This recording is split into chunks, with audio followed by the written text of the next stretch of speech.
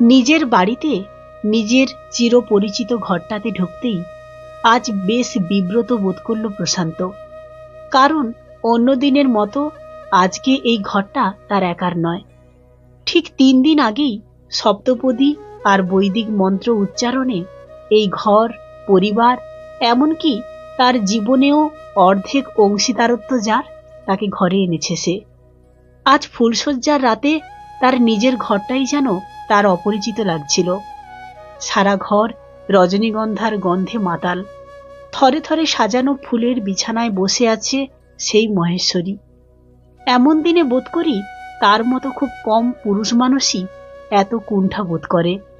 অথচ তার কুণ্ঠিত উপস্থিতি সহজেই বুঝতে পারল মিতালি। তাই পরিবেশটা সহজ করে নিতেই মাথার ঘোমটা সরিয়ে হাসি মুখে বলল, আপনি কিছু বলবেন?